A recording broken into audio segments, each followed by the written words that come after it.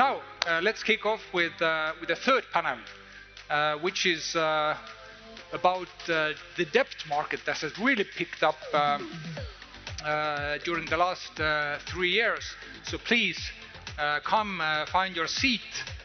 And before the panel, I'd like to invite here Edmunds Antufjevs, who is head of investment banking in Signet Bank, to talk about the Baltic bond market. So please, Edmunds, wherever you are, the floor is yours for your brief overview.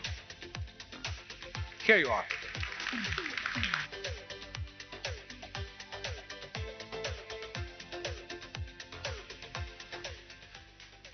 Hi, everyone. Yeah, the fixed income definitely had and still has a banner year. Looking at the statistics for 2025, so let's maybe kick off and look at the data. Is that even true, right? So if you look at the corporate bond issuance from the Baltic markets, including Eurobonds, including the local issuance, we definitely had a banner year. So the issuance is up, almost 2 times. So looking ahead, we'll probably end up surpassing the 6 billion euro mark collected via the corporate bond issuance. And if you see that actually the champion in that particular graph is the Estonia, where a lot of Eurobond issuers are headquartered. But if you dissect it and exclude all the Eurobond issue, which is for us as a smaller market, these large Eurobond a bit distracts the statistics. So if you exclude the Eurobond part of the deal flow and really look at the local bonds, less than 100 mil, then it actually shows that the market really did well. It's up 20-25%, but it's not like it's not times that. So if you look at the local market, but digging even more into that, so the local bond market, how does it look like if you dissect it by the countries? So the Latvia and Lithuania are doing more or less the same.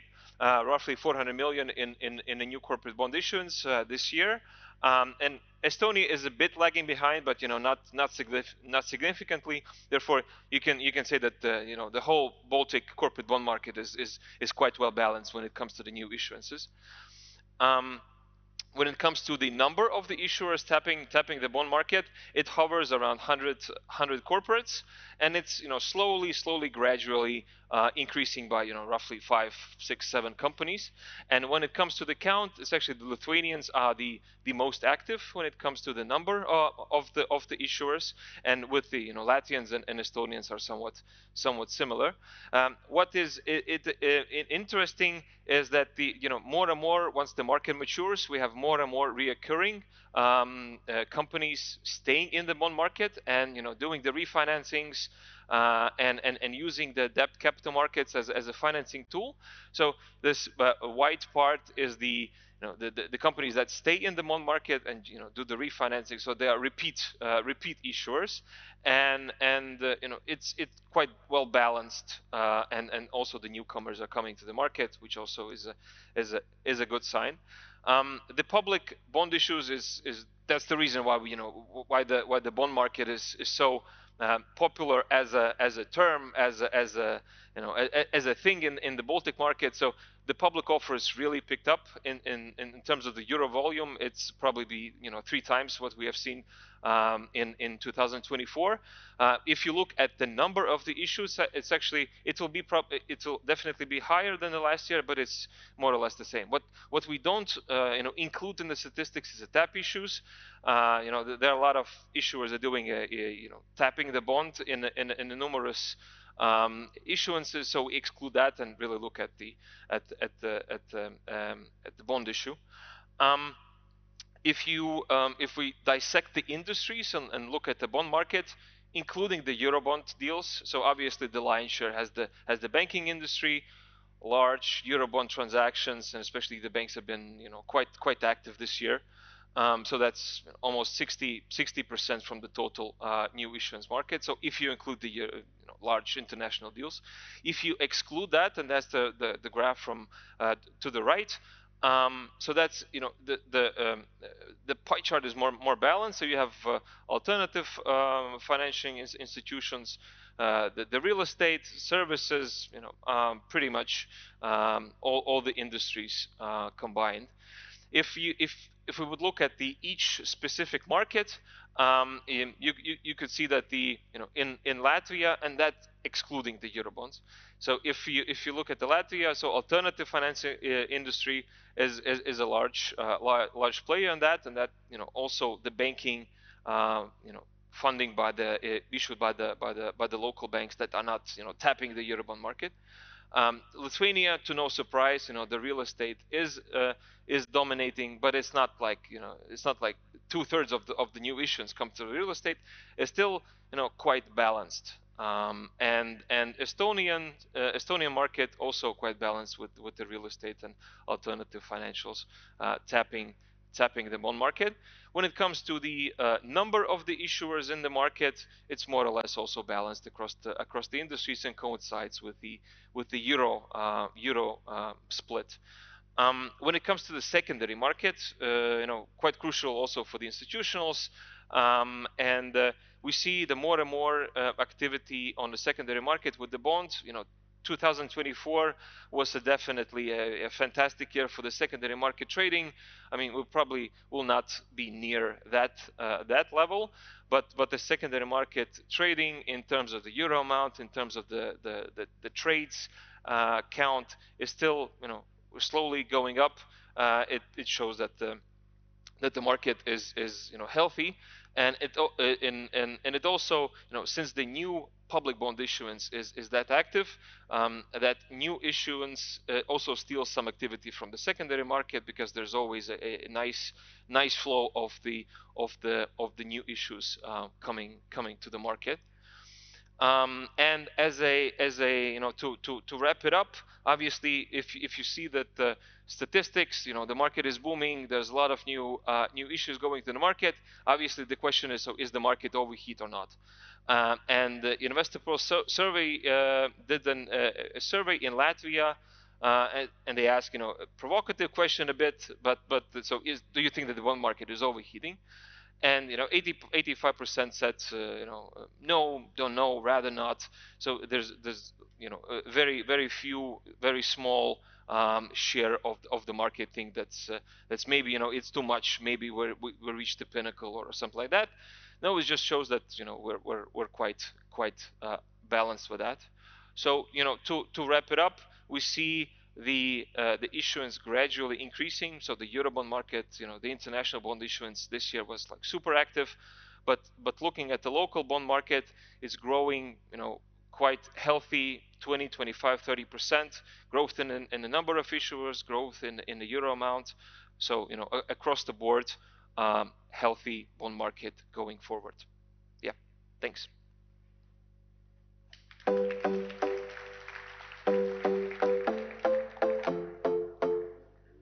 Thanks for a great overview of how the bond market is going.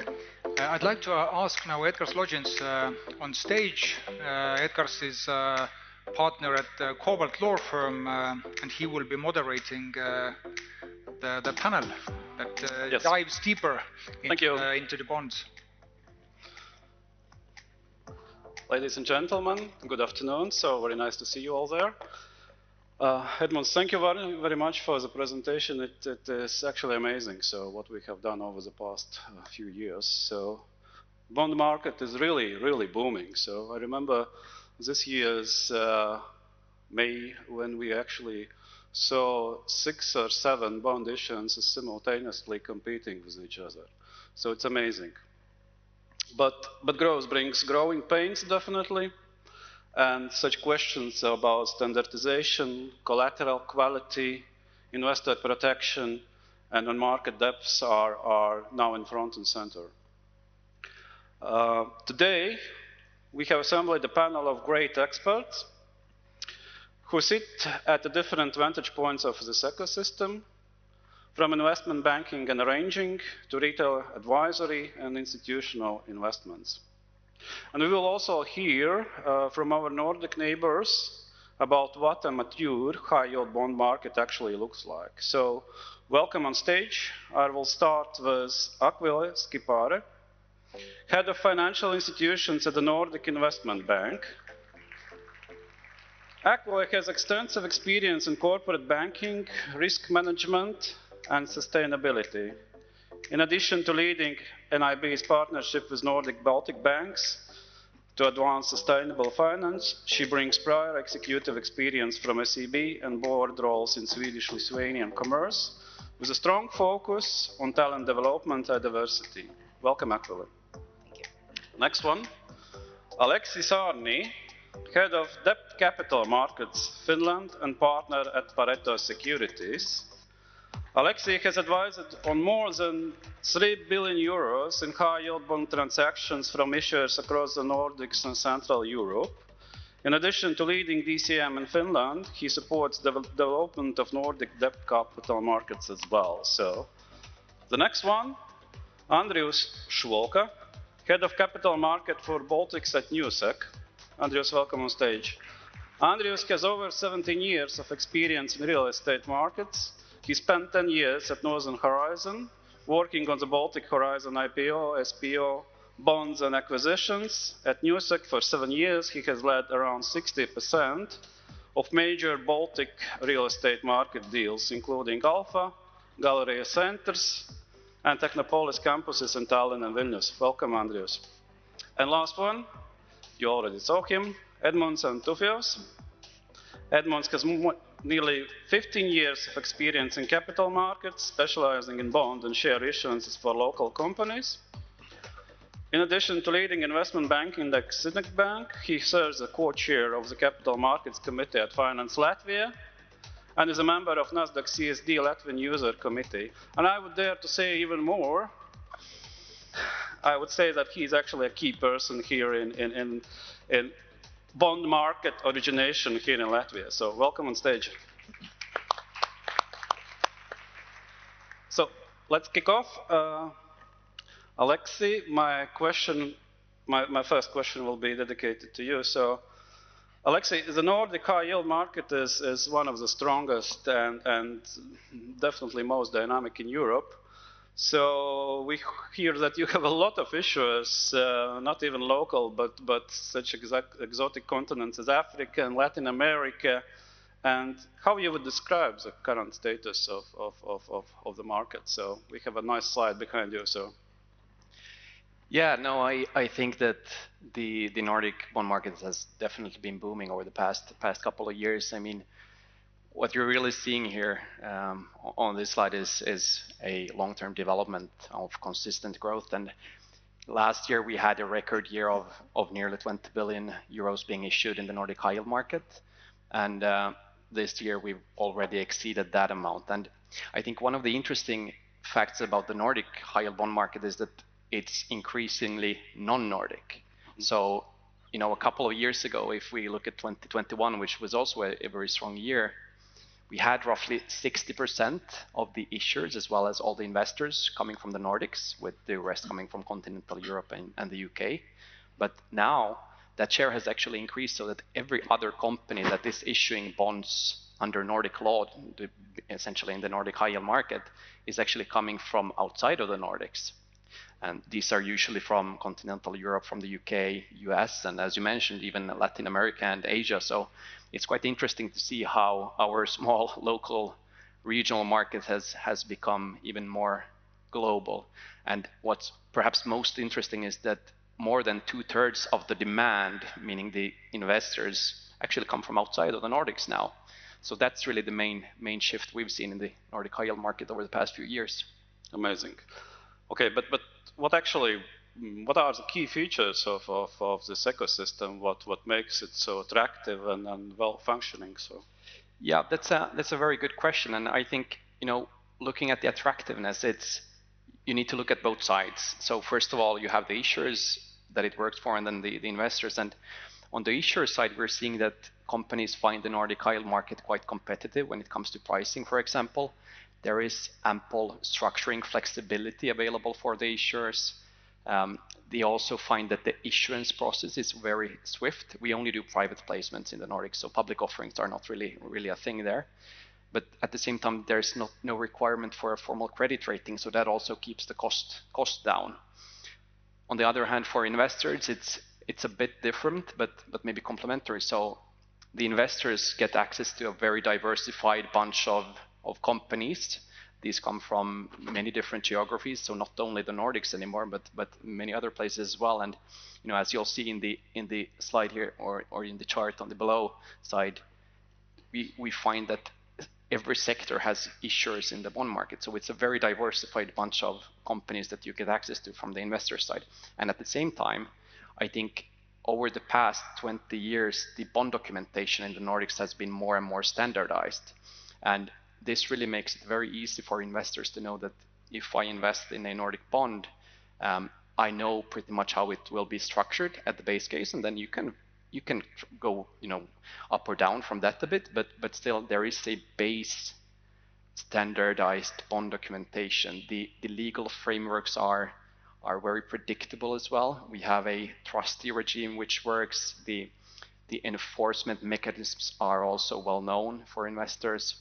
So all in all, I would say that for investors, it's also a very good balance of risk and return, and really what you're investing in.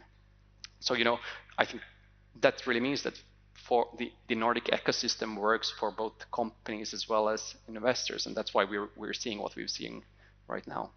Amazing, amazing, indeed. So my next question will be to Edmunds. So having heard what Aleksi is saying about Nordic market, what do you think? How far we are from achieving similar level of structure and alignment, documentation, trustee regime? So we're right. We're short of 19 billion in the high yield bond issuance in order to be closer to the Nordic bond market. But and therefore it's quite difficult to compare these markets. And Nordic bond market has been around for many years, and that helps. That track record also helps the investors to see how how the law works, how the trustee works, how the investor relationship work, how the investment banks do work, and also very crucially how the bankruptcies or restructuring happens, and how fast does it gets resolved, and what's the results. And therefore you have that statistical data for many years already, and because it takes a lot of years to gain that investor trust. And with the Nordic market, fantastic example for the Baltic markets, where would be ideal if the Baltic bond market would be an export good that we could export it to the foreign issuers, asking companies to come to the Baltic market. So it's quite difficult to compare those because of the track record and everything. But what we definitely can keep in mind and collectively work on is the unification across the whole Baltic states. We are simply too small of a markets to be interesting for the foreign investors as a high yield bond market. So because with the Eurobonds we don't have problems. You will just looking at the recent examples, many times oversubscribed. There's definitely a demand from the international investors for that type of deals. But for the bond, for the high yield, we have to unify the legislation when it comes to the trustee as a body embedded in the documentation. We are actively hinting or pushing this trustee to be embedded in the Latvian bond ecosystem. Lithuanian market already have that. It looks like it's working. Obviously, it's also a trial and error path to do that. So it's a unification in terms of the legislative things, and the unification in terms of the documentation, the deal documentation.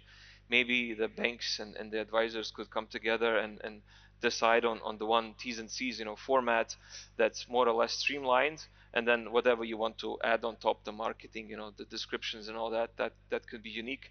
But maybe let's think about one unified way on how to describe that, so the investor don't need to do the legal DD on every deal, or the investor don't need to spend a lot of time reading like all the pages in the documentation, because it's, you know, country unique or arranger unique things. Yeah. Yes, absolutely. So we totally agree with you about unified bond documentation, that's for sure. So as a follow-up, so what do you think actually is needed to attract more foreign investors to our Baltic capital markets and bond market, and speaking both actually, it's issuers and investors. So what is your view on this? It's straightforward, it's deal size. So whenever we talk about the local high yield, it's usually 5, 10, 20 million. That's the sweet spot, right? For the local deal. Sometimes it's larger than that, but on average. So and for the foreign investor to come in with the tickets, you know, in excess of 5, 10 million, it needs to be, the deal size needs to be at least 50 million to be interesting for them.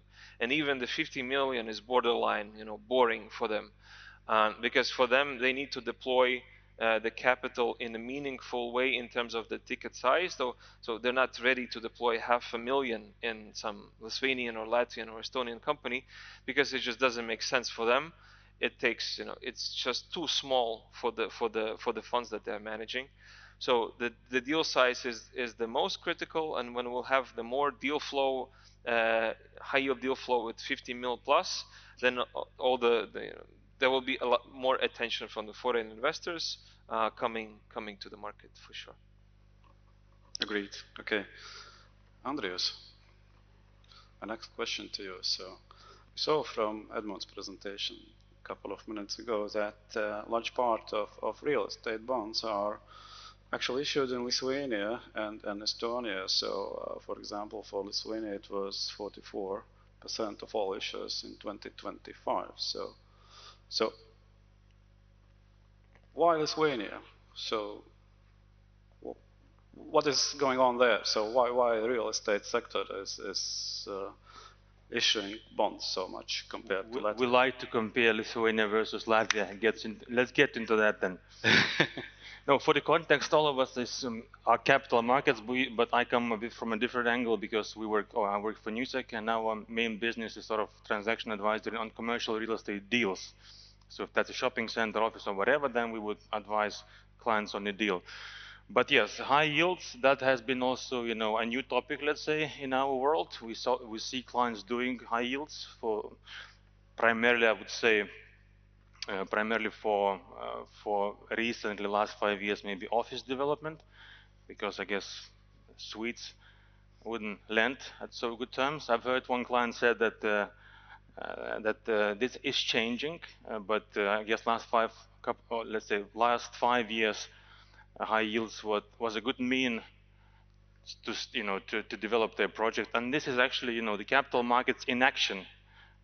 Capital markets is actually, you know, creating prosperity, and I think in Vilnius that's very visible with, you know, with the CBD area. I don't know, we probably last 5 years we saw 10 developments erected, with bonds being, you know, part of it. But, you know, coming back to your question, why Lithuania, let's say, versus Latvia, for example, I think, you know, probably the market size is one, but fundamentally, our real estate market was booming a bit, let's say, a lot more than Latvian, both on residential side and both on office side. And then, you know, just to understand what are the cause roots of that, I guess we have to go back 10 years, and, you know, back office was the first, you know, demand driver in terms of offices, and then local companies, they started also leasing new offices, governmental institutions, and so on and so forth. And, you know, at the end of the day, that resulted that even more supply came from developers into the market. And bond was an important instrument, you know, to finance that. In Latvia, we don't see that, you know, office, let's say, office or residential market is so strong fundamentally. So. Okay, then it's understandable. Akvilė, you are representing NIB, so international institution which is actually very active in the Baltic states. So we see quite a lot of investments from NIB. We saw that NIB is also participating in large issuances by Latvian corporates and banks. Yeah. So what NIB as an institution is looking for in Baltic issuers? Thank you. Well, Nordic Investment Bank, being a purpose-driven IFI, well, we generally finance projects that would improve productivity or benefit the environment in our 8 member countries across Nordic Baltic region. So to add, defense is a latest area that is now expanded. So that spans from dual use up to, as of this summer, arms and ammunition as well, well, excluding non-controversial weapons. So it means we need to have more defense bond issuers, yeah? So to get we already have. Yeah, we already have Yeah. Lithuania, yeah. Well, yes, actually that one was inaugural not only for the Baltics but also Europe, which exactly. is we were happy to participate as well in. But maybe just to note that NIB has already quite a long history in the Baltics, participating in a certain shape or form since '92, but member countries spanning from last 20 years. So all in all, investments I would say north of 6 billion, but investment-wise, so we have now 2 areas to consider. One is treasury side, that is liquidity management. So of course, certain investments are through this lens, but lending side, which I represent, is purpose-driven, and so we would focus on NIB mandate and additionality. So additionality of developing capital markets would be, especially in the Baltics, I would say, quite important. So whenever you ask what we focus on, I can give a few examples. Like for instance, being anchor investor is something that is important for the issuers, as per feedback as well, because that's perceived as sign on confidence to attract other market participants. We are also primary market participant. We buy to hold, so do not require active secondary market. We like to support also first-time issuers or inaugural transactions. There could be issuers that are relatively unknown to international markets, or the bond issuances that are too small for international markets. Basically trying to diversify the funding base, and yeah, we can also invest time and resources to develop new products. So whenever we launch something new in the market, I can give some examples regarding the bond types. So since year 2016, we've been early investors in the green bonds, really focusing on advancements of the green bond framework and ESG standards. And ever since then, we have been focusing on expanding the offering or capabilities of investments. So now current portfolio mix spans from labeled bonds. It's a mix of them already. Green, social, sustainability-linked loan bonds, commercial papers as well. We also invest in MREL-eligible bonds. We even have a couple of covered bond investments, but then it's more focused on the regional FIs that are new or somewhat new issuers. Regarding entity types, so also the mix is across the whole span, so from sovereign to development finance institutions to SOEs, private sector, and also local region banks. Ticket sizes would span from ballpark would be 5 to 50 million euros of our participation. We do have some deviations whenever we have very well grounded ones, so upwards or downwards, but yeah, and I was also happy to recognize a lot of names there in the previous presentation. So we do have, even this year, I think we supported double digits of the issuers. So yeah. Fantastic, but you said 5 to 20 million, so 50. 50, okay. Yes. Yeah, so it's for smaller issuers, it might be quite challenging to get you on board. So, yeah. But actually, how Baltic corporates can position themselves to attract more of your attention? So, well, I would say kind of flipping around that positioning in terms of that it would fit the purpose and mandate, these strategic objectives that are also listed just now. So because from the IFI perspective, of course, you would have two main considerations, I guess. So one would be the mandate and purpose, and then because you strive to maximize that, and yeah, credit risk appetite would be another angle. And that's important thing. So of course, if you would look at the most impactful aspects, so labeling of the bond gives a strong emphasis, I would say, or yeah, pecking order-wise lifts you up. External rating availability, yeah, and as I said, inaugural issues or new capital market instruments, and I can anticipate the next question regarding the external rating maybe, because if you talk about mid-corps or small mid-caps, of course it is a tall ask.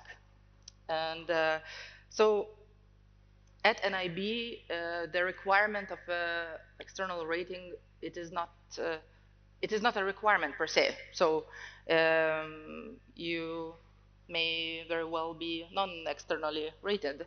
And then the analysis would just follow the normal, I would say, kind of lending general principles from credit risk, ESG assessments. Yeah, overall bankability of the project will be evaluated. So yeah, we would score mandate categories and then additionality, how much it helps developing the Baltic capital markets, and also depth being one of the aspects that is really needed. So then that already by itself is quite important. Great. So I guess you have also participated in our recent Latvian green bond issuances made by Rīgas ūdens and Latvenergo, so I believe. So, okay, thank you, Akvilė. That's very good to know. So, Edmunds, let's discuss about a bit different topics. So, collaterals. We often see in the first page of offering memorandum or prospectus that it is senior secured bond. And when you start to dig in, so a lot of questions arise. So, and actually there is a growing concern that collateral in some Baltic deals is more cosmetic than actually meaningful. So, how do you feel about that, and how honest we should be with investors about this? So, yeah, good question. I think it mainly comes down to the market standards. So since the market, I mean, the market activity has been picked up for the last 5, 6, 7 years, and the market is slowly maturing, and thereas the market standards are slowly getting into place on what do we call what. And what do we call, senior secured to senior unsecured, or just simply unsecured bond, and I think that is the main. I think the industry is the one, being should set the right standards, because as of now, it is in a combination, with these public offerings sometimes, and it's also I'm not or anybody here is not the judge to say that this is is that the proper security or not proper security, but I think that the labeling something that's senior secured and putting in as you rightfully said that cosmetic pledge, it adds a bit of the lack of transparency to the market, and it gives a bad messaging and for that. But on the on the contrary, when it comes to the security, we've seen a lot of good quality companies that are issuing the unsecured bonds, and they are saying that they do that, and even when we talk with the investors, structuring, bond before, discussing the structure, they said, don't do the senior secured, because the senior secured can be provided by the lender. Let's do the unsecured bond, because we can get more of an interest rate from that. So it's really a balance between the industry and the investors, because it's not like the investors are not the ones that are saying that we want to be a bank, right? Banks are the ones providing a nice LTV loans and having a proper security packages and potentially very good recovery. Bonds is still it's a balance between security and the interest rate, balancing between the investors and the issuers. But yeah, on that note, I think the industry needs to be frank with each other, needs to be frank with the investors, and calling the security packages correctly. Thank you. Yeah, true. Aleksi, just talking about again Nordics and high yield bonds, we understand that basically in Nordics you all actually bonds are more or less secured. So and what do you see? What are the security typically for such type of instrument? Yeah, coming back to what Edmunds just said, I think there's a clear distinction in the Nordics between a senior secured bond and a senior unsecured bond. And I mean, we do have unsecured bonds, but those are usually issued by listed companies, I mean, larger companies. So if you're a smaller private company, you would most likely be issuing a senior secured bond. And I think that the difference from the Nordic bond market to the Baltics is that in the Nordics, when you issue a senior secured bond, the investors do expect that that is the main principal debt in the structure. So you're actually replacing the bank debt in the structure rather than just being a layer of bonds on top. So it's extremely important for us when we are structuring bonds that the security package is actually very comprehensive. But it's not complex. I mean, it comprises of share pledges in the issuer and maybe over material group companies. But that ensures for investors that, if something really goes wrong, that you're going to have a good position in the table when you have to discuss that. And I think it's fair that, we've seen in less developed countries, we've seen security structures where you perhaps have security over a single asset or a single subsidiary. And the challenge is, of course, how do you value that collateral in case something goes wrong? So yeah, in the Nordics, it's really been a standard as long as I've been working in the structure at Pareto, and even before that senior secured structures are actually comprehensive, and it helps investors really know how they would look if something goes wrong. Okay, but do you make an evaluation of the assets which are put in front as a security before you are offering the bond to investors, or no, this is not the no, case? Yeah? not really. So I mean, in principle, if you have security over share pledges, what this really gives to investors is usually a single point of enforcement, meaning that it's easier to take over if something would go really wrong. But I mean, valuing the companies, that's really up to the investors themselves, or valuing the collateral. And in addition to share pledges, you have security over intragroup loans or similar. But what this really guarantees to investors is more that there is a strong negative pledge in the structure. You can't really have a lot of other debt sitting there which would rank in front of you. If something goes wrong, you don't have to start splitting up the company.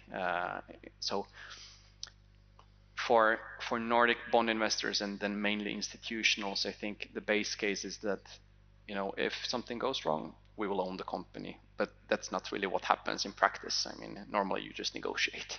Okay, understood. Okay, good. Andrius. Again, talking about Lithuanian real estate market and the real estate issuers tapping the Baltic bond market. So how do you see the current credit quality of those issuers? So any thoughts about that? That was funny to hear that they don't value the mortgage or whatever is behind collateral. So what we else do besides real estate transactions is we do the valuations. And we have my colleague sitting there who is scratching his head lately a couple of years. So I would say, generally speaking, of course, the credit quality, I would say, is worsening. And that comes primarily from the fact that our markets probably got a bit too expensive. And speaking about offices specifically, I would say that the market has been in oversupply mode, and we see that lots of new offices which have opened or soon to be opened, their occupancies are at bad levels.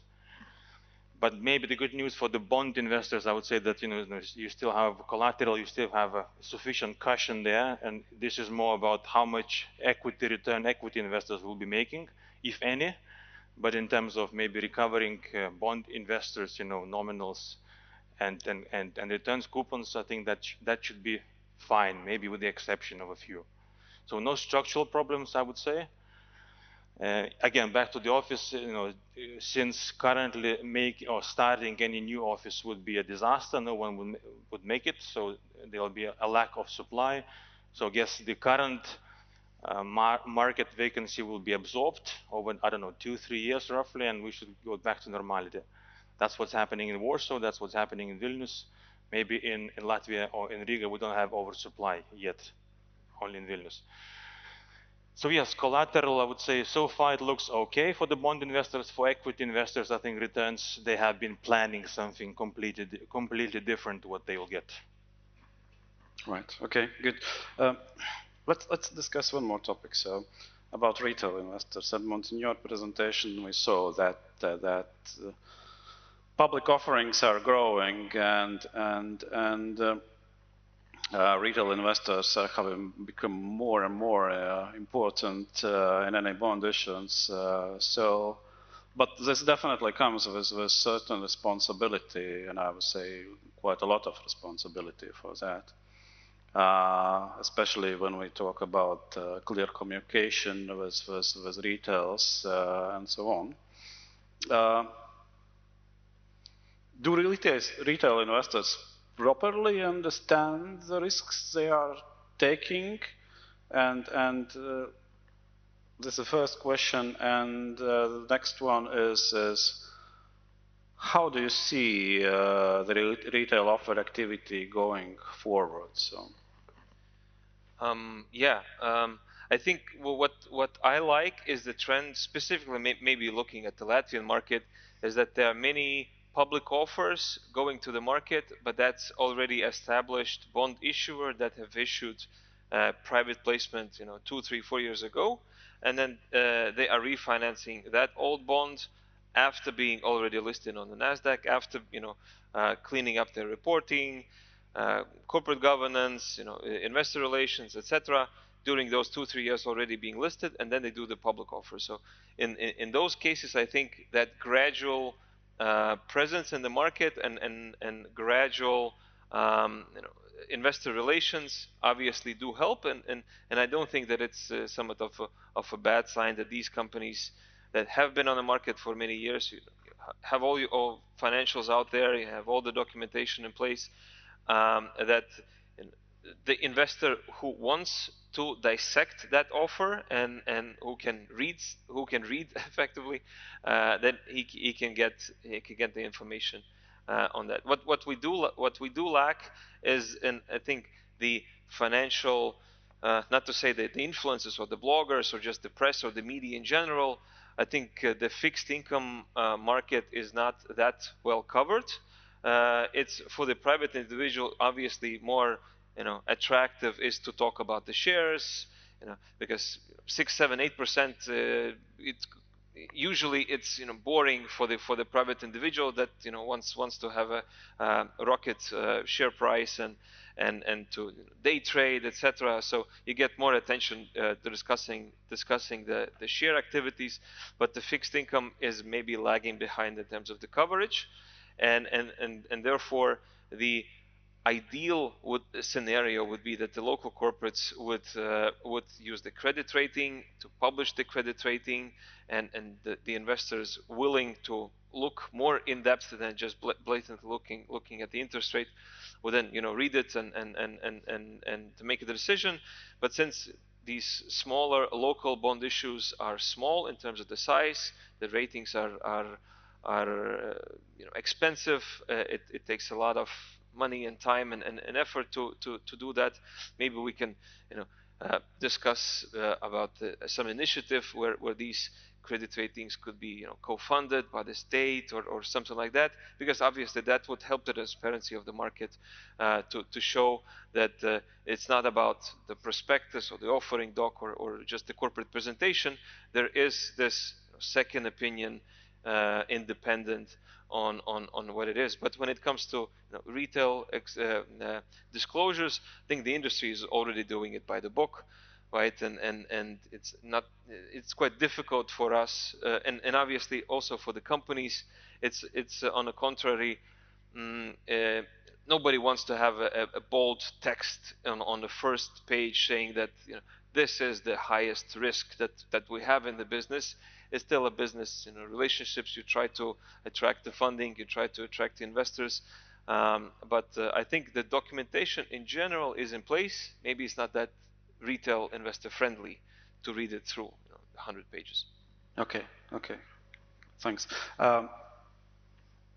Returning back to institutional investors, so Akvilė, question to you. So what are the main factors that determine whether institutional investors, both local and international, increase their exposure to Baltic fixed income bond?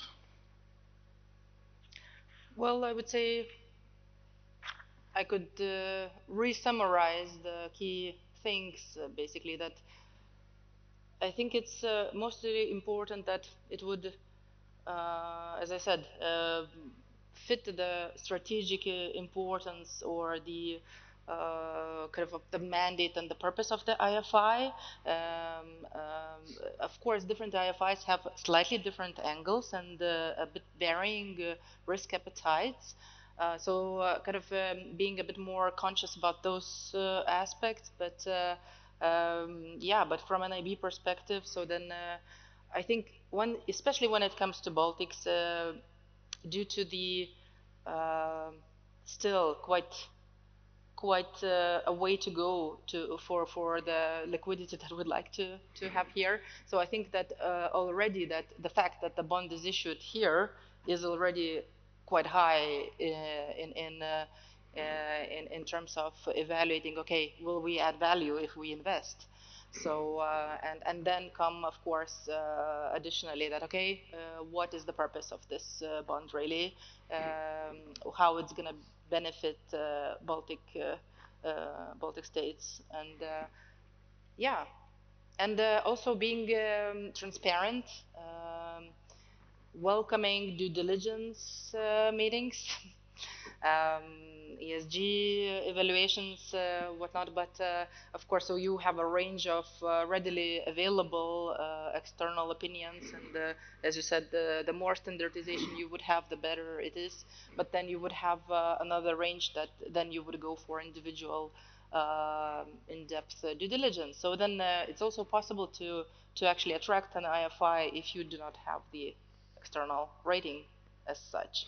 So I would say that, yeah, just being proactive and just going out there. And maybe one thing to highlight is the more analysis we would anticipate that is needed, so kind of accounting time-wise for that. Okay, good. We have quite an interesting questions coming in. So,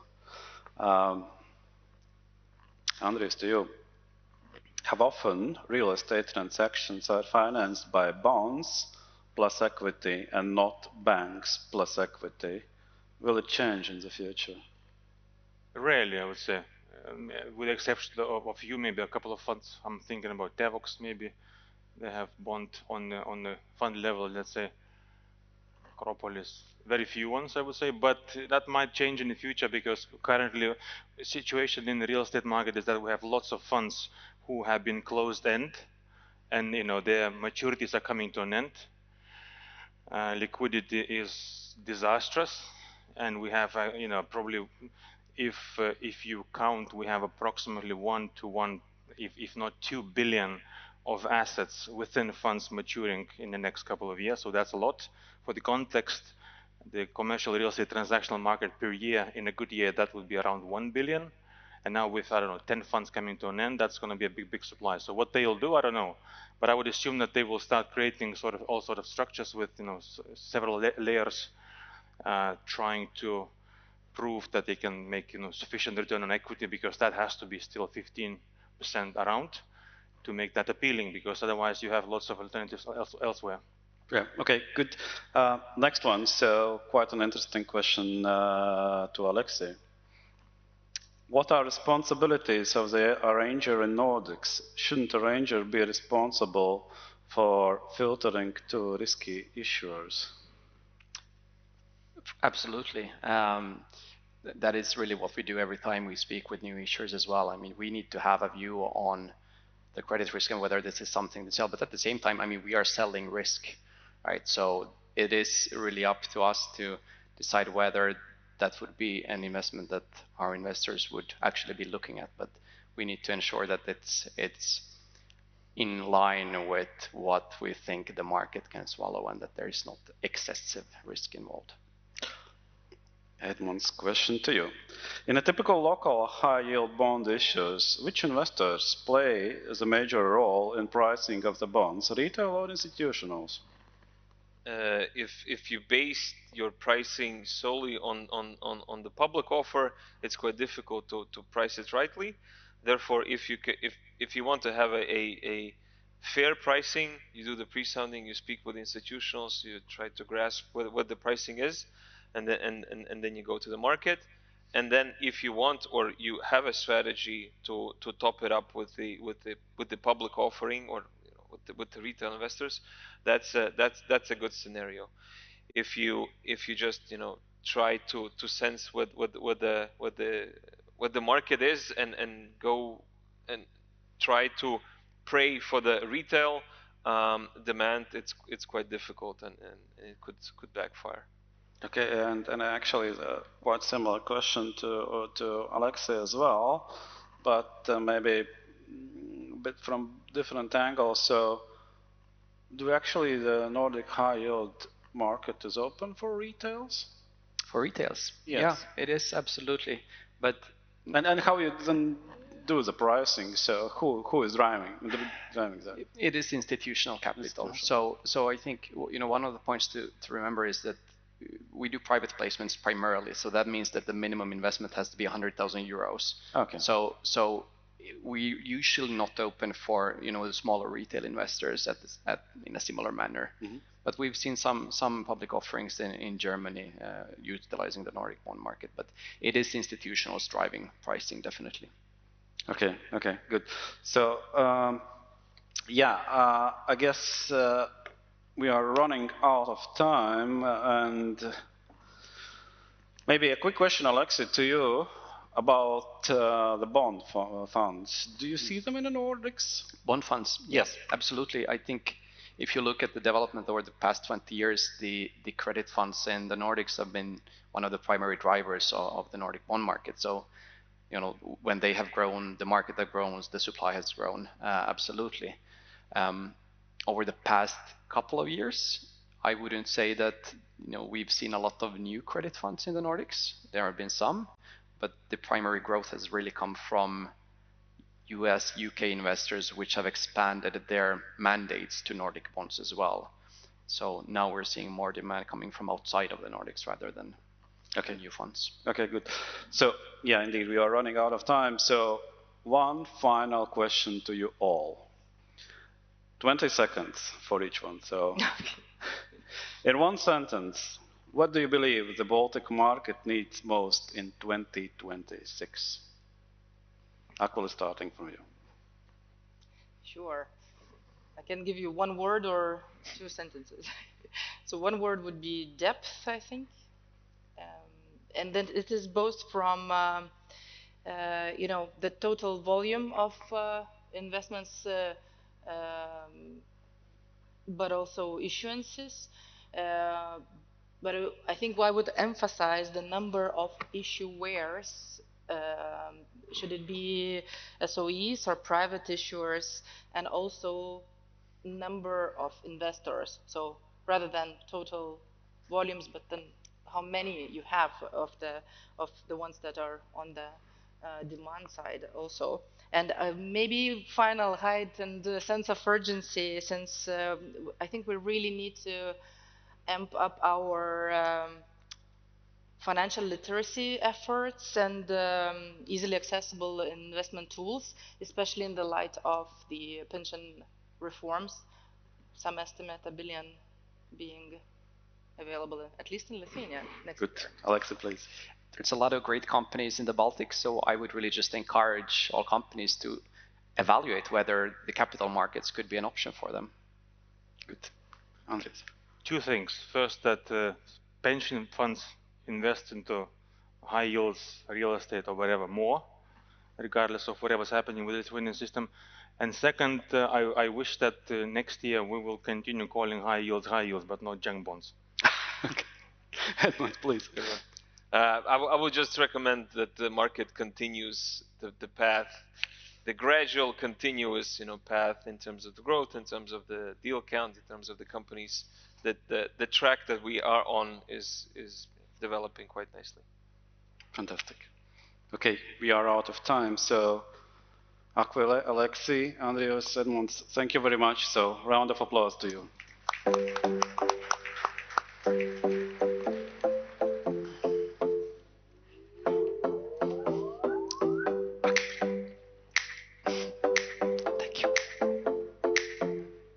And thank you for great moderating and keeping excellent time.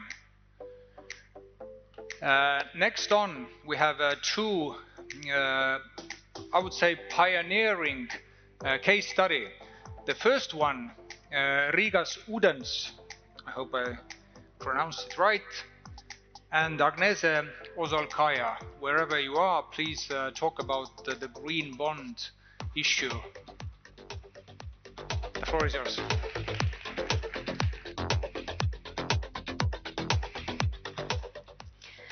Hello, market experts and everyone who are interested in case studies. My name is Agnese. I represent Rīgas company management team, and we are really proud that we are the first municipality-owned companies who issued bonds in public market. This is a milestone. The capital market is not only for private companies, but also for municipality-owned companies. But also we set a benchmark. We issued green bonds according to this new EU standard. Shortly introduction, what the Riga Water Company is.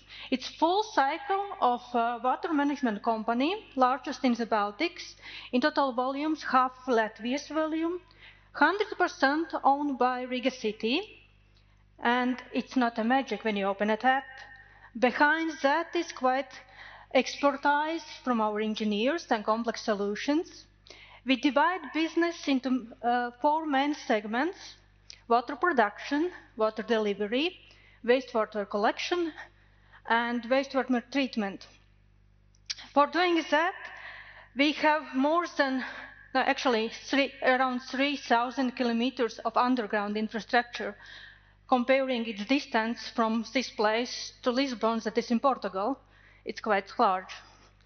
We have 2 production units of water, underground and surface water. We have our own laboratory that monitors quality every day. We have over 100 pumping stations and largest Baltic treatment plant near the Baltic Sea. Overall, we are strictly regulated company. And actually, in terms of income and also from service quality. But on top of that, we have upcoming new regulations for the industry as such. And it takes a lot of money. Therefore, we develop detailed mid-term and long-term strategy, and we take into account main three aspects. This regulation investments takes a much more longer time period, 4 or 5 years. We should go ahead on these regulations, and we should be confident that we have enough money to do that. And there is, in this slide, you could see the targets that we set in this our strategy, most capital-intense activities. We promise to renovate gradually our underground infrastructure to avoid emergency works and reduce water losses, reduce gas emissions, go big step towards energy neutrality. And actually our business is influenced by climate change. Every summer we see the rainfall is increasing, and 2/3 of our rainfall collectors are connected to sewage system.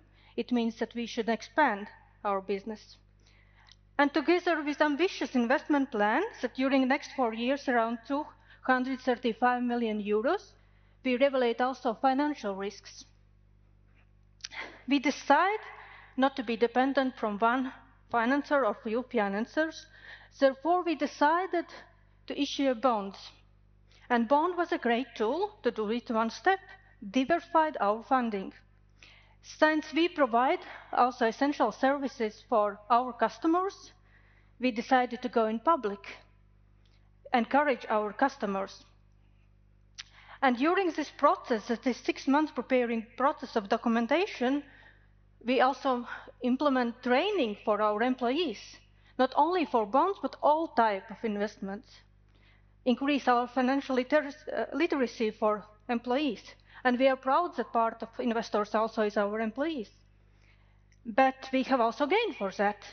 Access to public funds actually positively impact credit rating. Currently, we are proud that we have A3 credit rating that is equal to Latvian state rating. But always there is a question why we are choosing these green bonds. We put a lot of effort in this strategy development, expertise, risk assessment, opportunities. Therefore, we decided actually to turn internal documentation into added value. It's more transparent for our investors. There is clear criteria, reviewed by external partner, and closely monitored proceeds. Therefore, we decided to offer 60 million bond program in the market. All investments are aligned with taxonomy. The third bond issue was mainly for this investment in sewage network renewal, but we have several projects in place. Recently, we signed an agreement about construction of 2 digesters. That is a big step forward energy neutrality. We have several energy efficiency projects in place and IT solutions that could monitor water losses. As a result, we offered our investors really low-risk investment, invest in infrastructure company who has experience in the market, clear long-term strategy, A3 credit rating, green bond standard, quite exclusive for the market, but of course with lower coupon rate. As a result, demand exceeded twice than we expected, but we reached the main target. We diversified our funding sources. Our investors are Baltic pension funds, insurance companies, and private persons. And in the time when we issued, we actually understand that there is another offer for investors in the market. We are pioneers in EU GB standard, and we increase visibility. Therefore, closing my presentation, I believe that sustainable investment is not just about return, but also to care about main sources, that is water. Thank you.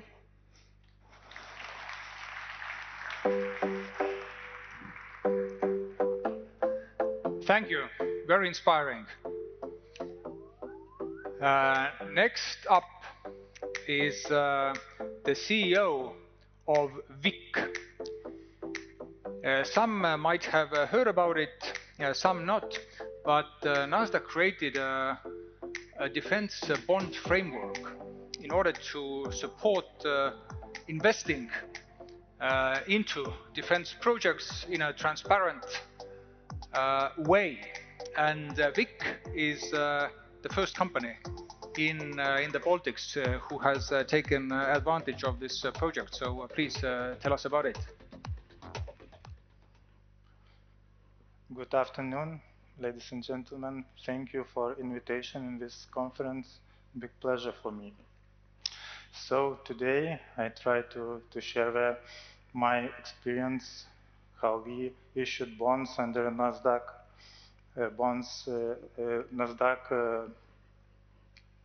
framework for security, for defense, for resilience.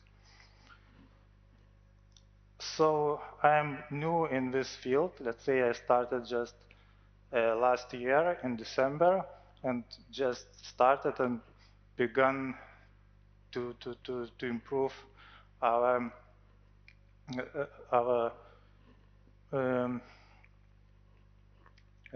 companies view in area of the defense issuing. Today I prepared a short introduction about VIK, also our project, our investment to Rheinmetall Defense Lithuania, and as well our note issuing for this project. So about VIK, we are a state-owned company. We are a limited liability company established in 2020 for support Lithuanian economic recovery from COVID-19, and we have capital for 1 million euros, and we raised also capital markets additional 100 million euros for support with COVID recovery. Now we are on new mission, and we mobilize financing resources for high importance projects. It's short milestones about us, and starting from December 2024, we signed agreement with our partner EPSOG, and we decided and committed to invest in Rheinmetall plant in Lithuania. So starting with this date, we are working on EMTM program, we're working on state guarantee topic, and finally in September 2025, we issued the first tranche of bonds, and it was listed in October this year. So what's important and what I'm happy about, what despite COVID, despite some geopolitical situation in the world, the key pillars are still the same in our business model. So capital rising, the development of Lithuanian capital markets and investment is still the same. We have also a strong track record since our establishment. So we issued already 5 tranches, and 3 tranches this year we had already redeemed. And it was in March 25 million euros and 50 million euros in September this year. And finally, as I said before, the first defense bond under Nasdaq framework was issued in this year, September. And also what's important for us, so we have rating A all these years. Now about our EMTM program and how it was established. So we approved 400 million euros EMTM program, and this program is dedicated just for defense and security industry projects. We allocated the first amount is for our commitment to Rheinmetall project is 75 million euros commitment, and first tranche was issued for this reason. and it was 25 million euros. And we are looking forward, and we are planning next tranches. Definitely, I think it would be in the first quarter of next year. Remaining capacities, we still waiting for new projects, and we will announce about it a little bit later. What's important, the part for Rheinmetall is backed by state guarantee. Now about results and about our first issues. So it's important, and colleagues before said in the panel, that Nordic Investment Bank invested in our security, and it invested 6 million euros. We are very happy about it. As well, we see that all Baltic institutional investors understand the defense situation in region, and they all stepped in this transaction. And also, it was the first label and first shield. And if you try to scroll during Baltic Capital bond list, you will see this label. Demand was quite strong, and first 14 million euros we raised in 30 minutes, and after 1 hour, 55 million euros was a fund. Also, what's important under Nasdaq defense and resilience and infrastructure framework is the use of proceeds, and it's about transparency, about reporting, and we are open, and every time we have requirements to report about it. Now about financial structure, how it was financed or is financing. So there are indirect and direct investors. There is German giant Rheinmetall, and other 49% is from state companies, state-owned companies from Lithuania. So we are in EPSO-G Invest part, and our commitment is 71 million euros, as I said before. What's important, two things in this scheme, that all the investments is equity investments, and also important that in this scheme is the Ministry of Defense. That means that they agreed, and there is a long-term framework agreement related with ammunition, buying ammunition.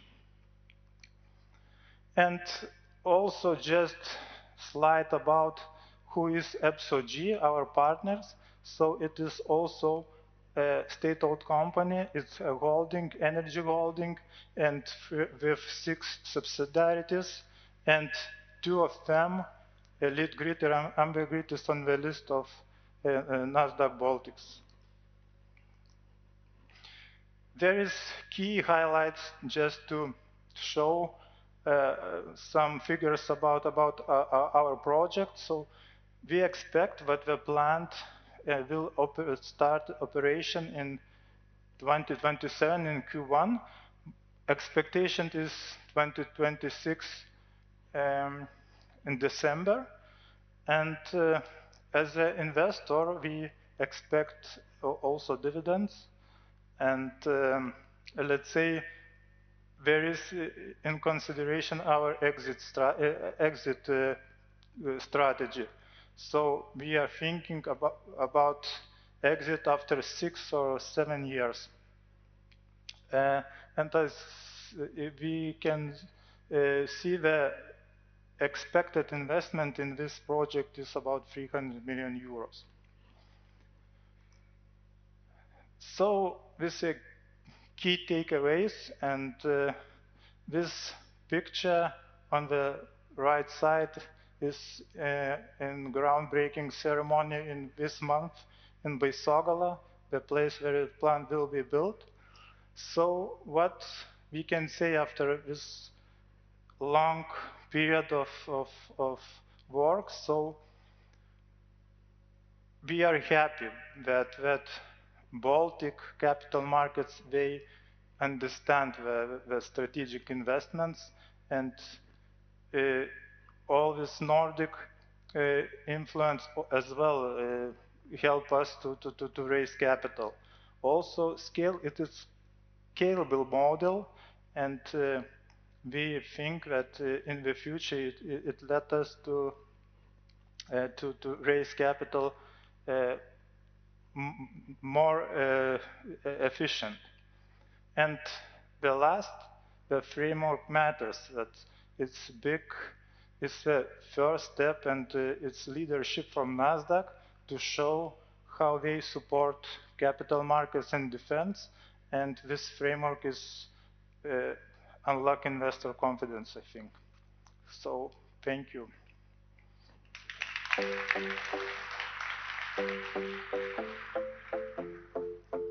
Thank you, Vaidas, and happy to lead a project when there are so good examples to follow, and I really encourage also other countries, organizations to follow suit, because there is definitely no lack of investments needed in defense. So good example, definitely. So we've talked about Iceland, 390,000 people. Now Luxembourg is not that much larger, still 600 or 700. So I asked Andreas Heinzmann from GSK Stockmann, equity partner, to take us on a journey on a European bridge to capital markets. Hello.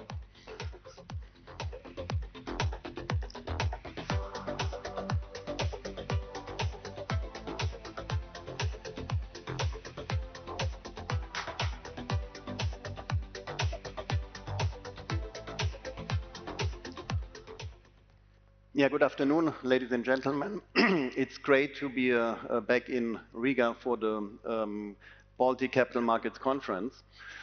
As already stated, I'm based in Luxembourg, and given that some Baltic companies have ties to Luxembourg, the organizers asked me to give a short speech about the Luxembourgish toolbox. Indeed, Luxembourg is very small, 600,000 people, so we don't have commodities or water, mountains, but we have our brain power, and that's why we have a long history in capital markets. What is, so to say, the capital markets ecosystem in Luxembourg? First of all, Luxembourg is, politically speaking, a very stable country. We still have a AAA rating and also a very developed fund industry. There's 7 trillion assets under management, and therefore Luxembourg is recognized as a financial center of world class. We have also the infrastructure to carry out capital markets transactions. Just a few spotlights. Luxembourg is home to Clearstream, the securities clearer. Sorry. We have a very developed stock exchange, the Luxembourg Stock Exchange, and therefore we are a leading hub for international investors. When it comes to the issue of corporate bonds or high-yield bonds, typically you have two structures, which I will show very quickly. On the one hand, you have a structure where in Luxembourg, so-called holdco is established, holding all the subsidiaries of the group, and via the holdco, securities, bonds or shares are issued to investors, and typically these bonds are secured, so there is a collateral package typically consisting out of guarantees and asset pledge agreements, which are held by a security agent for the benefit of the investors. Then an alternative structure is the so-called FinCo structure, meaning that dedicated SPV is established in Luxembourg, which is issuing the bonds to the investors. Let's say, rest of the structure is very similar, so the subsidiaries are providing a guarantee, and also asset pledges in order to secure the performance of the bonds and also to enhance the credit quality of the bond. Well, so here you have, in a nutshell, let's say the various, let's say, parts of Luxembourgish bonds which can be issued. You can see that in 2024, more or less a bit more than $1 trillion of debt was issued via Luxembourg.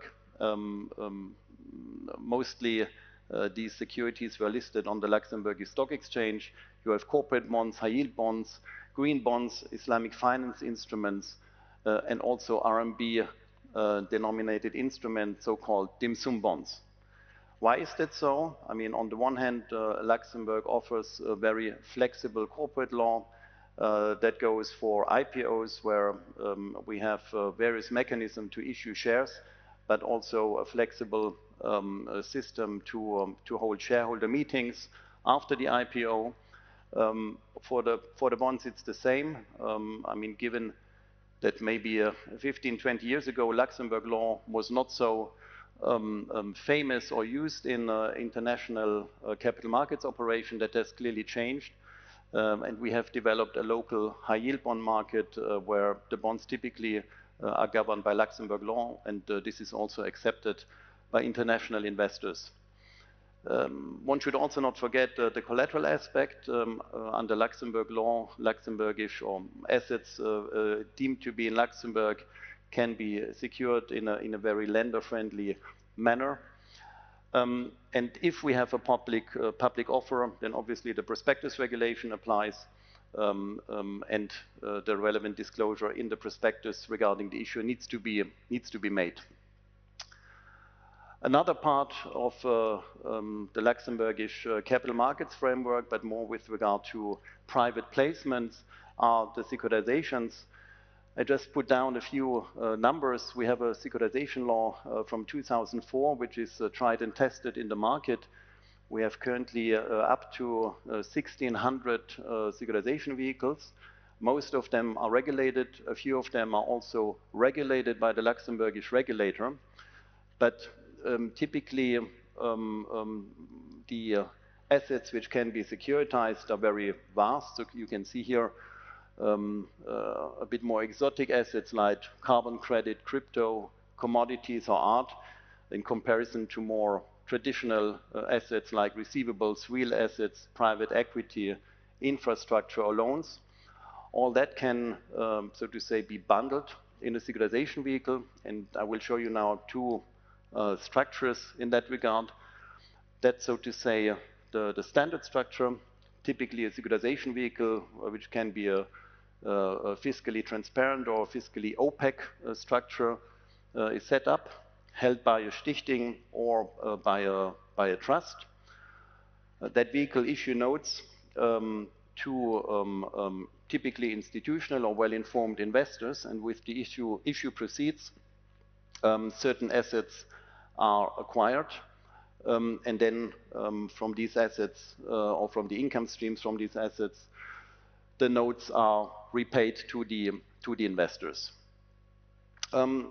Another topic which has become also quite popular is the combination of a securitization vehicle with a fund. So here you see a structure where a securitization vehicle is actually used as a finance vehicle. So the fund invests debt and equity into the securitization vehicle, and the securitization vehicle then provides loans to operational companies. What is also important to know, you see under the securitization vehicle all the references to the compartments. So the compartments are ring-fenced entities in between the securitization vehicle, which can be used. So if there is a new transaction or a new project, you don't need to set up a new securitization vehicle. You can rather set up a new compartment within the securitization vehicle. Last but not least, Luxembourg is also European capital and is home to the EIB group. EIB group means the European Investment Bank and the European Investment Fund.